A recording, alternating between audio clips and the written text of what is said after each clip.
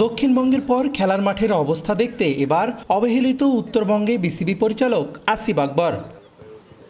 রংপুরের ক্রিকেটের আঁতুড়ঘর ক্রিকেট গার্ডেনে বয়সভিত্তিক ও ক্ষুদে ক্রিকেটারদের সঙ্গে খোলামেলা আলোচনা করেন নবনিযুক্ত পরিচালক।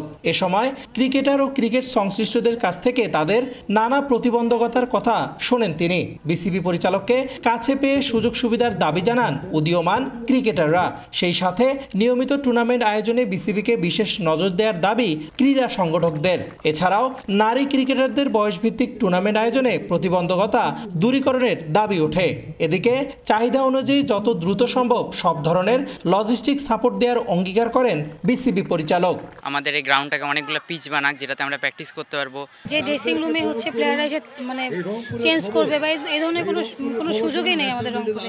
ক্রিকেটারদের একাডেমিগুলোকে সুযোগ সুবিধা দেয়া, ওনার হাতে যে এই মুহূর্তে যতটুকু সুযোগ সুবিধা আছে উনি আমাদেরকে আশ্বস্ত করেছেন এই রংপুর ক্রিকেট গার্ডেনের জন্য উনি ওনার সর্বোচ্চটা দিবেন। মেয়েদের খেলাধুলার যে হ্যান্ডিয়ারিংসগুলো যে প্রতিবন্ধকতা কাজ করে সেটার মধ্যে প্রথমত হচ্ছে তাদের প্রাইভেসি এবং তাদের প্র্যাকটিস, তাদের মাঠ, তাদের জন্য আলাদা ফ্যাসিলিটির জন্য সর্বোচ্চ প্রায়োরিটি বাংলাদেশ ক্রিকেট বোর্ড আমাকে দিয়ে দিয়েছে। ড্রেসিং রুমের ইস্যুটা পুরুষ এবং নারী দুটোর জন্য আমি নয়নকে বুঝিয়ে দিয়েছি, অলরেডি আমরা নোট ডাউন করেছি।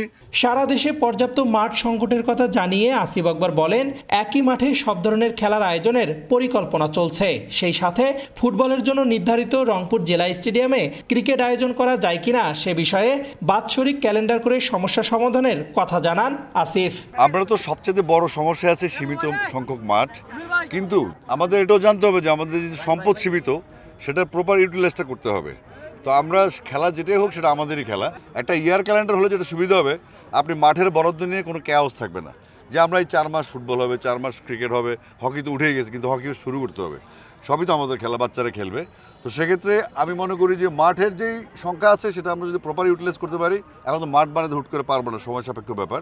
তো সেক্ষেত্রে আমরা একটা ইয়ার ক্যালেন্ডার যদি করতে পারি আমাদের ম্যাক্সিমাম সমস্যার সমাধান হয়ে যাবে। ফুটবল মাঠ নিয়ে আসিফের বক্তব্য শুধুমাত্র স্লেজিং ছিল। ফুটবল নিয়ে ওটা ছিল একটা স্লেজিং ছিল, জাস্ট ফুটবলারদের খেপাই দেয়, একটু খেপাই দেওয়ার পর যদি মাঠটা ছেড়ে দেয় বা আলোচনা শুরু হয়। আমার মূল লক্ষ্য ছিল ফুটবলারদের একটু রকচড়া হয়, স্বাভাবিক। তো আমি চাচ্ছিলাম একটু স্লেজিং, যেহেতু আমরা ক্রিকেটার আমাদের একটা টেকনিক আছে স্লেজিং করার, তো সেটা আমি করলাম একটু। তো স্লেজিং করার পরে তাদের রিয়েকশনটা খুব একটা সিরিয়াস ছিল না এবং তারা যে আলটিমেটাম দিয়ে সেই আলটিমেটাম তারা মেনটেনও করে নেয়। পরবর্তীতে আমি যারা সমর্থক তাদেরকে আমি ব্যাপারটা বোঝাতে পেরেছি যে আমি এটা ইচ্ছে করে কাজটা করেছি এবং তাদেরকে দুঃখ প্রকাশ করেছি। দায়িত্ব নিয়ে দেশের বিভিন্ন প্রান্তে সমস্যাগুলো খুঁজে সেগুলো সমাধানের আশ্বাস দিয়েছিলেন আসিফ। সে ধারাবাহিকতায় অন্যান্য জেলাগুলোতেও যাবেন তিনি। রেদওয়ান হিমেল, সময় সংবাদ, রংপুর।